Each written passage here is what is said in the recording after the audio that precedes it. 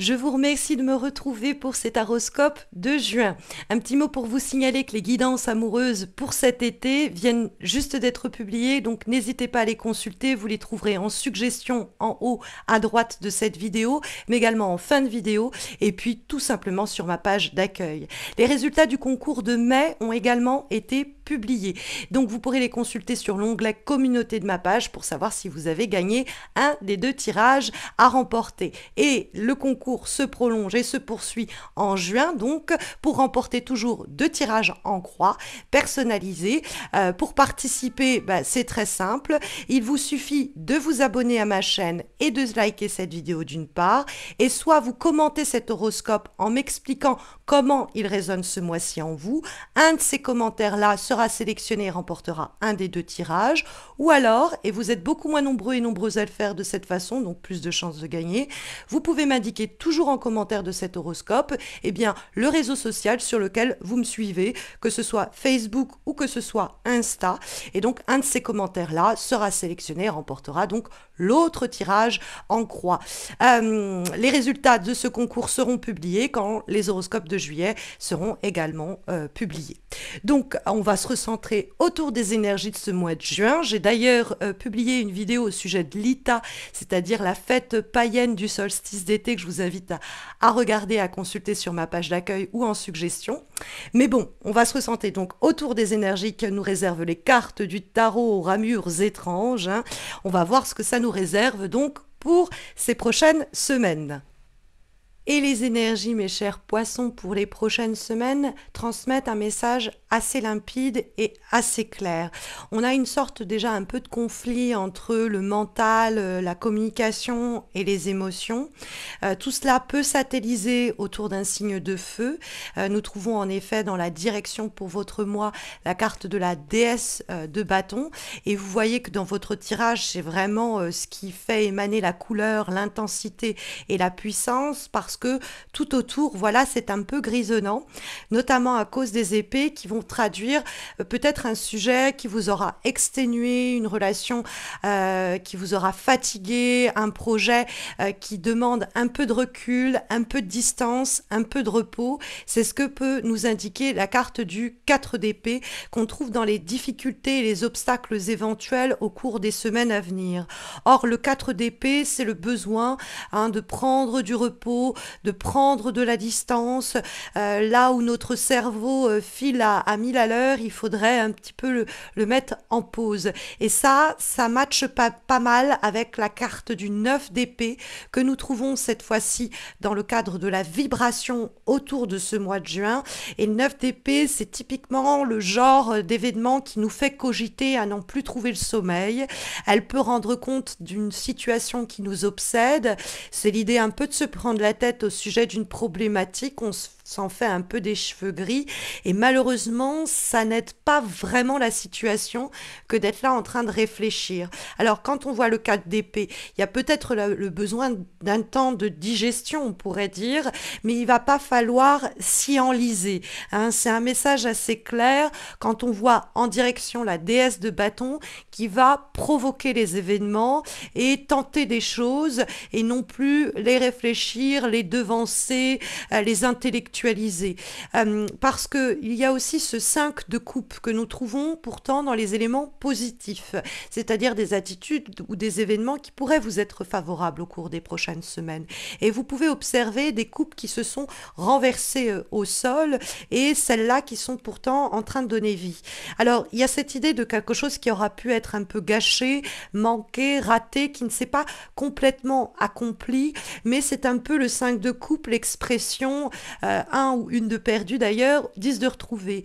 Il y a en effet dans le 5 de coupe quelque chose qui peut s'être raté, manqué, perdu. Mais si nous focalisons notre attention au sujet de ce qui n'arrive pas à s'accomplir, de ce qui n'a pas su aboutir, on risque de rater le coche sur ce qui est bien là à disposition.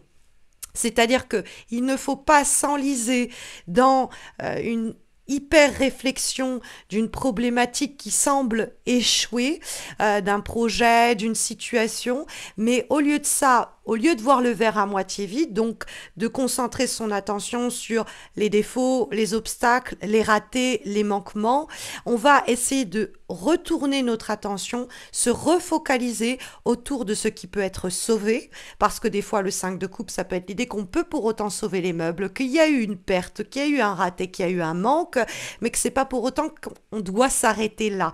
On ne doit pas se morfondre là, sur cette situation-là, ou cet échec-là, ou ce raté-là, parce que le 5 de coupe nous informe qu'il y a bien quelque chose qu'on peut sauver de cette situation. Maintenant, ça peut être aussi, ça n'a pas marché dans ce boulot, ça n'a pas marché dans cette relation amicale, amoureuse, situation, c'est pas grave. Il y a quelqu'un d'autre ou quelque chose d'autre qui pourrait vous attendre au cours de ce mois de juin. Ça pourrait d'ailleurs être enclenché par un signe de feu, Lion, Bélier ou Sagittaire. Parce que on voit de cette un peu grisaille alentour surgir une sorte de feu, quelque chose d'intense et de flamboyant qui peut plus largement désigner tout simplement votre capacité à redevenir maître ou maîtresse d'orchestre, reprendre un peu les devants et donner un sens, donner une direction. Parce que on a avec cette déesse de feu l'idée que quelque chose donc peut être sauvé à la condition qu'on ne se morfonde pas dans un excès de réflexion. Ça peut être l'idée que le 5 de coupe, par cette déstabilisation qu'elle provoque, cette carte, induit un temps où on doit être un peu en retrait, un peu encaisser tout cela, quoi. Donc on peut avoir, ça peut être dans les obstacles parce que c'est un temps mort en soi et que bon, des fois on voudrait que les choses avancent plus rapidement, donc ça peut être un désagrément mais qui fait partie du chemin. Mais en revanche, il ne faut pas y rester de façon démesurée, de sorte à provoquer par exemple des idées en ombre et que on sorte de ce temps de réflexion encore plus épuisé mentalement qu'on y était entré. Donc ça, il faut faire attention tout de même à cela. Mais c'est vrai que le 4 d'épée peut être une allusion aussi à la digestion d'une perte. C'est l'idée qu'il y a un temps où on reprend son souffle après un échec, un arrêt, une séparation, quelque chose qui s'est fini. Et donc comme on a le 5 de coupe en face qui nous montre quelque chose qui s'est gâché, ok, donc ça peut être le temps que l'on prend pour repenser notre situation et trouver des moyens d'action, parce que le 9 d'épée peut nous dire, avec le 4 d'épée qui sont en relation évidemment avec le mental, mais aussi avec la communication, que ce n'est pas avec des mots qu'on fera avancer la chose, c'est avec des actions. Ce n'est pas en tordant une problématique par la réflexion dans tous les sens qu'on aboutira à une solution. Les solutions, les issues favorables, le mouvement, il vient d'une prise d'action ou alors de votre part. Alors peut-être que vous aurez de la chance et que certains et certaines d'entre vous, ce mouvement il sera initié par l'extérieur, par ce signe de feu qui remettra par ses conseils, son influence et sa protection la vie, votre mois de juin et vos projets sur les rails, mais vous pouvez être cette déesse de bâton et qu'importe votre genre, dans l'idée de provoquer les choses, c'est dans l'expérience, en expérimentant, en agissant, que l'on va faire émerger des solutions, des issues nouvelles, des opportunités que peut-être au point mort et à l'arrêt, en pleine réflexion, on ne voyait pas surgir. Parce que le 9 d'épée, ça peut être fondé. Vos inquiétudes, votre souci, il n'est pas, paranoïaque, il n'est pas halluciné. Il y a un élément qui vous prend la tête. Évidemment, le 9 d'épée, il fait allusion. Mais la bonne nouvelle, c'est que c'est un 9, c'est que ça nous dit qu'on se dirige vers la fin de cette problématique-là et que, quitte à se délester peut-être avec le 5 de coupe de ce qui ne marche pas, de ce qui ne marche plus, de ce qui nous obsède sans avancer pour autant, aller vers cette déesse de bâton, un projet qui, lui, est concret, tangible et qu'on peut vivre, éprouver au cours de ce mois de juin, ou alors on va être cette déesse de bâton et se dire, c'est pas en étant en retrait, en réfléchissant trop longtemps que je vais faire émerger quelque chose. À un moment, il faut que je provoque les choses, il faut que je me confronte à la réalité, il faut que par les conseils que je reçois, j'arrive à me motiver, me coacher moi-même pour dire j'y vais, ou alors accueillir cette personne, ce projet qui génère une intensité concrète, qui vous demande, bon, de vous mettre au défi de la réalité, mais qui fait surgir un feu et une intensité qui vient éclairer ce mois de juin. Comme avant-dernier conseil, information, énergie pour les semaines qui viennent. Nous avons une lame qui est issue d'un oracle, celui onirique, et nous avons la carte des chaussures.